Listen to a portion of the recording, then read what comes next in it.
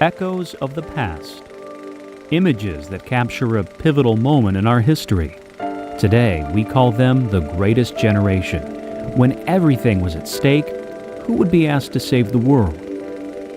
Ordinary Americans about to do the extraordinary. More than 7 decades on, their legacy lives here at the National Military History Center in Auburn, Indiana.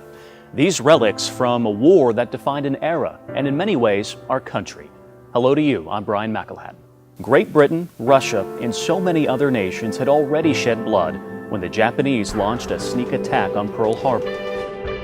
On December 7th, 1941, Japan struck first and declared war afterwards. An attack that drew the United States into the war and molded farmers, teachers, and factory workers into soldiers. Irvin Otting was a carpenter from Fort Wayne when he found himself on a ship headed halfway around the world to a place he'd never even heard of, a place about to play a critical role in the fight against Imperial Japan. This is his story.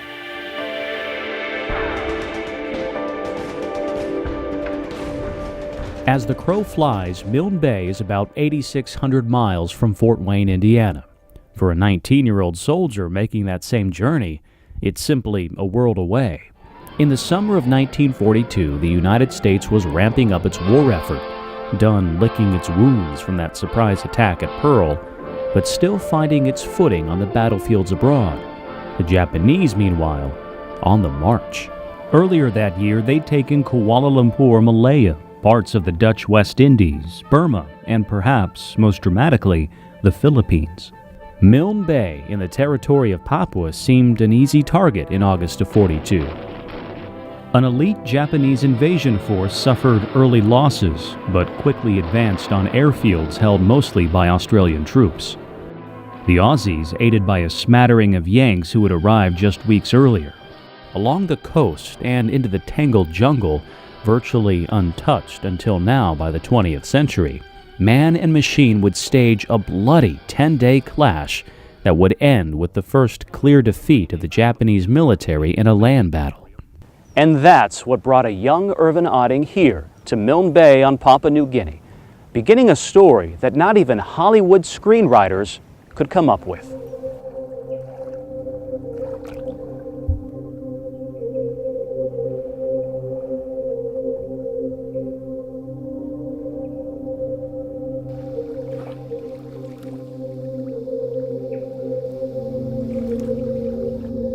In New Guinea, Dutch East Indies, the swamp is so thick that you had to hack your way through it. You could have an enemy soldier within 2 feet of you, and sometimes you wouldn't even know it. Your life is just so chopped up in the war that you don't know what you're doing.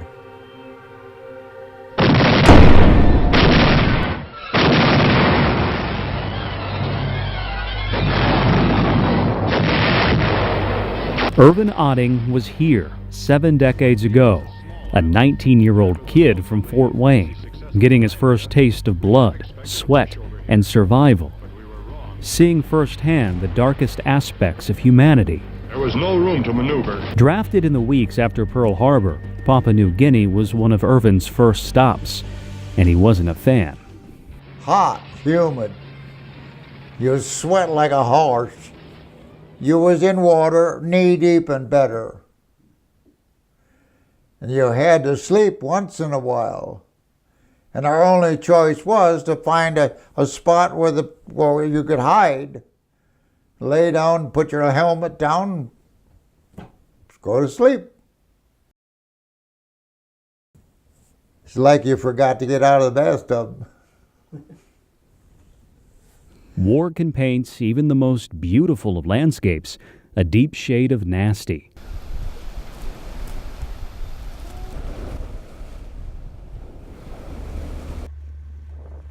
But today, Papua New Guinea almost sparkles. Decades after Irvin's story began here, it's now peaceful, playful. It's sublime, perhaps surreal. The children play with coconuts. Fishermen catch the day's meal. And though some live in the city, many still live out here, in the jungle, just as they have for centuries. We met Lyle. He's a chief, the patriarch of the family. He moved away from the city to feel closer to his roots in the bush. We practically live off the land, and we live off the sea. Lyle grows tapioca and bananas. He raises chickens, much like his ancestors did. Probably sometimes if we are lucky, we get a wild pig or wild boar, something like that, But we live off the land, and that's the thing that I have come to learn to appreciate. There's no electricity here, no running water. Life in its purest form. So when the Japanese came ashore here in 1942, the locals were eager for Allied help. It was here in this vicinity that the Yanks received their baptism of fire. Irvin and his brothers-in-arms came by the thousands, ready to push Imperial troops back to the sea. But it wasn't easy. It was one of the hardest places to fight. Milne Bay was very, very difficult because of the weather conditions, the mud and the rain, which still happens today, the mud and the rain. It said it was just too much for this. These were just young kids coming up to fight. Although each one of the troops fought well, we engaged the enemy with little equipment and soon discovered our training had not completely prepared us for the brutal battles which lay ahead. You never knew from minute to minute what was going to happen. Every minute you could be killed. Well, I can say you were worried, but I don't think so. I think we were more just aggravated. To better understand what Irvin saw, we asked two local men, Kevin and Marcus, to show us around. Driving the same roads, hiking through the same forest Irvin and his men slogged through. What we saw was incredible. More villages, primitive living. These people were preparing dinner. No word if the pig was on the menu. We met others selling fruit to make a living. We also saw the leftovers of war, bits and pieces left behind when the fighting stopped. The jungle is full of it. Kevin, who played in the forest as a child, knows where to find it. They cut them up in pieces and buried everything. This place is all buried. It was like a mountain here. A mountain of Yes. military things. Yes. The Allies and the Axis left their tools of warfare behind, nearly unrecognizable now, rusted, twisted metal slowly swallowed by vines and sand, the bones of jeeps, planes, and boats, metal parts reaching out of the soil. War is a messy thing. Yeah, it's pieces scattered everywhere. A lot of them have rusted away. Mind you, you could go into the bush, you can find a lot of you still see the cement blocks. The cement blocks everywhere. There's some people in villages where they built their house on those cement blocks because they're good cement. There's no way you can break this cement. But the Battle of Milne Bay nearly broke the locals as bombers flew overhead and men like Irvin rained lead on Japanese positions here. Kevin and the other villagers were forced to leave, the Allies making sure the locals weren't caught in the crossfire. And they said, we have to move now, not tomorrow. Either it's night or day, still move on. So we moved across the range. Some of the locals worked with the Allies, carrying equipment and navigating through the dense bush. But most ran for their lives through the Owen Stanley mountain range to a remote village out of harm's way and clear of the Japanese. Marcus, Kevin, and their cousin Willie took us along that very same route through the Owen Stanleys, crossing miles of jungle trails. Grand vistas. This is what the locals would have seen as they ran. We then took a boat along the rugged coast to a wartime sanctuary. This place, shielded from the war by the mountains, was a safe haven where life could go on while the war was fought. That's why we were safe over here, and also it's not by ourselves only. We had village constables. And those constables watched for signs the Japanese were moving in, but they also played another role for the villagers here. The village constables were always on patrol, backwards and inwards. They carry messages around to villages. Messages about the war raging back home, about how tranquil Milne Bay was a bloodbath. Irvin still fighting, still surviving where the villagers once were. The conditions, awful. Going over 100 days in the heat, never have your clothes off. Over 100 days consecutive fighting. I mean, a lot of times we went 4 or 5 days before we'd ever get a box of K-rations to eat. Pushing back the Japanese was brutal work. Irvin's job was to sling a machine gun, hunt down enemy locations, and open fire. I could fire 20 rounds in the time it take just to throw you a book. Just brrr, boom. Most of the ammunition we had was armor piercing. So you could stand behind a tree and we could shoot right through the tree. And that's what Irvin was doing when an Allied mistake nearly took his life. I was hit with a shrapnel from an 81 millimeter mortar, our own. I didn't even hear the mortar go off. All I felt was the blood running down over my body. Friendly fire, a mortar round hitting too close to Irvin, the explosion so strong, the shrapnel blew off his dog tags, ripped his helmet from his head, and tore out a piece of his skull. From then on, I don't know how long it was that I was unconscious. 8-10 weeks. And when I really knew where I was at, I was in the hospital in Manila. He woke up weeks later in a Philippine hospital. This is a sketch of him there. When I woke up, that's the first thing I said. Where's my dog tags? Don't know. I give up the idea of ever finding them. Well, little did Irvin know what was lost then would someday be found. I hope you're enjoying the story so far. There is still so much more to tell. We're going to show you how a lucky find in the jungle set into motion a chain of events that Irvin Otting will never forget. Lost and Found, a soldier's story, returns right after this.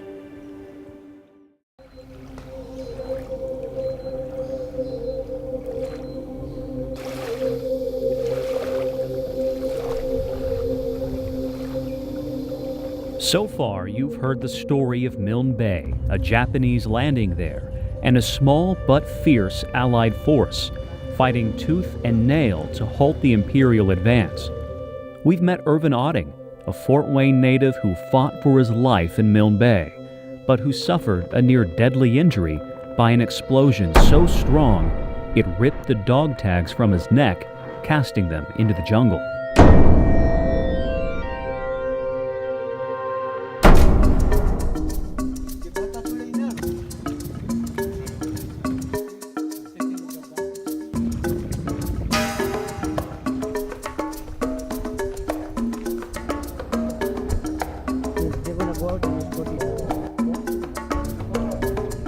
Today's Papua New Guinea is peaceful. Tourism is developing, but this land is wild and untamed. Here, we were shown reminders of cannibalism, caves filled with human skulls, victims of a terrifying demise, and a reminder of ancient ways that shape the culture here.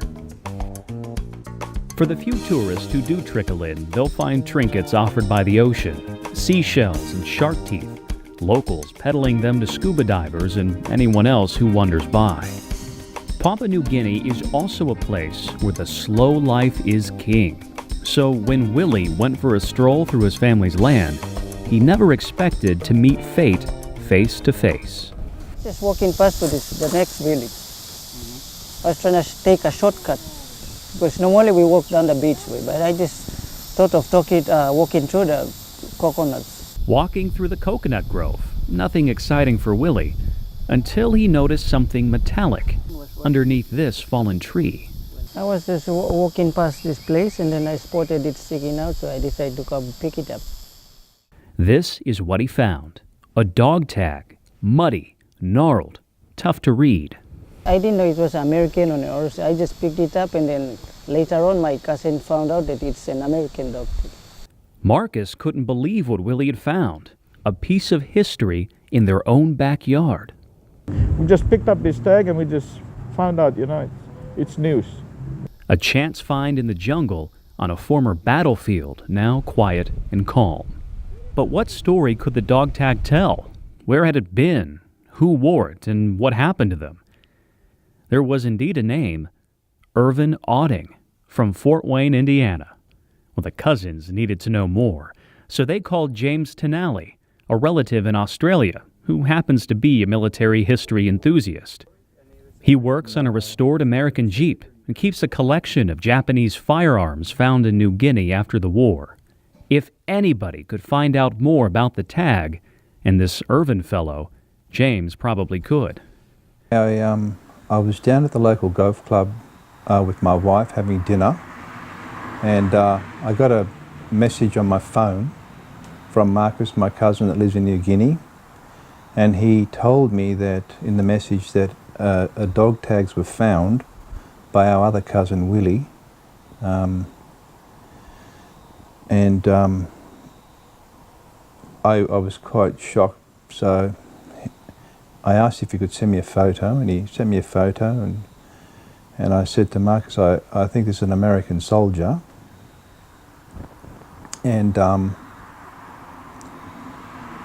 he asked me if he could help to track down this soldier or the relatives, and so we could return it. And James went right to work, searching online records, using Google, doing anything to track down an Auding in Indiana. So I saw one girl there called Jennifer, and I sent her an email explaining the situation to her, and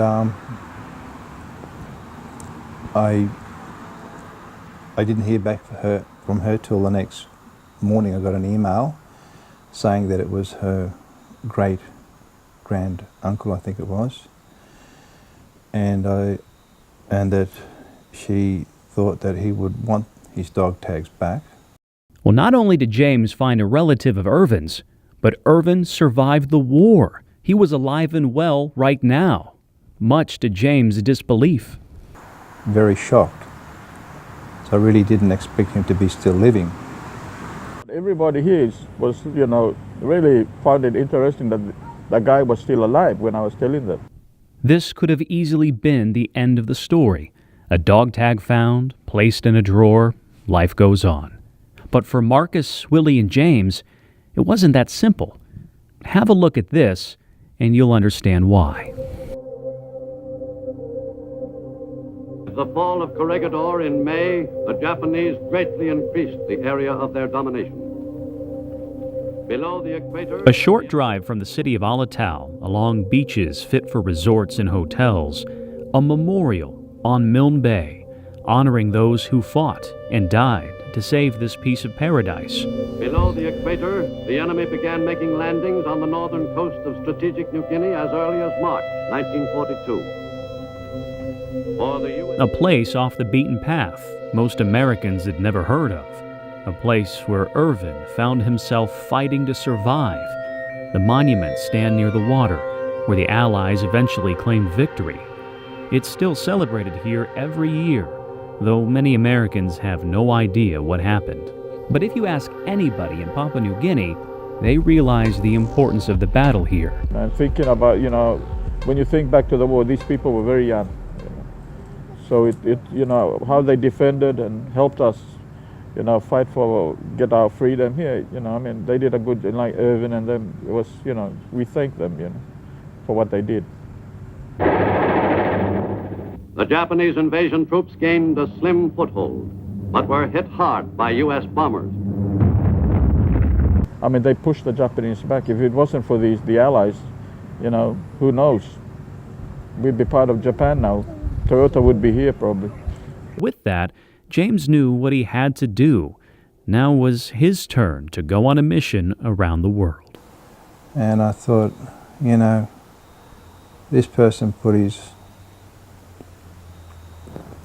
life on the line. Excuse me. For us. So I thought the least I could do is to take them back to him personally and hand them to him would be the right and proper thing to do. A thank you fit for a man who nearly died defending someone else. The idea grew quickly, burning like a hot ember inside James, and soon he found himself in Fort Wayne, about to meet the man who risked it all to save his homeland during the war. What do you say? How do you act?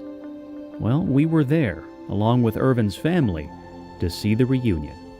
I'm James, and I've travelled a long way to bring you something very special.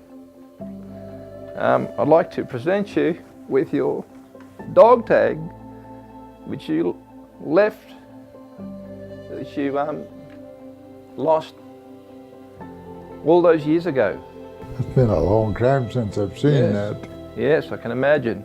Bringing the dog tag was easy. Thank you for finding the words, putting your life for putting your life on the line for us, mate. not so much. You know, without you guys, we wouldn't be where we are today, mate. For these to get lost was a real surprise. 'Cause a good soldier never takes them off the back.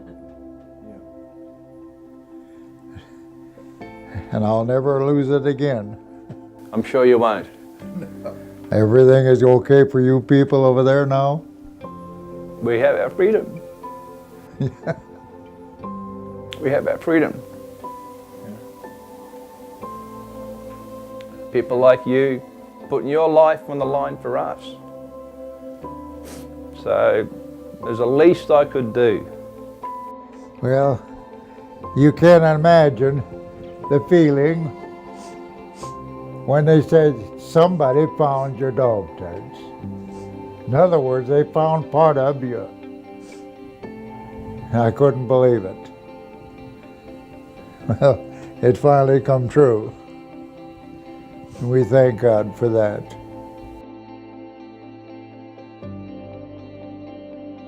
Of course, for Irvin Otting, what was lost and found fits in the palm of your hand. But there were so many losses, impossible to measure. And so we thank all of our veterans for their courage and for their sacrifice. And we thank you for being with us. From the National Military History Center, I'm Brian McElhat.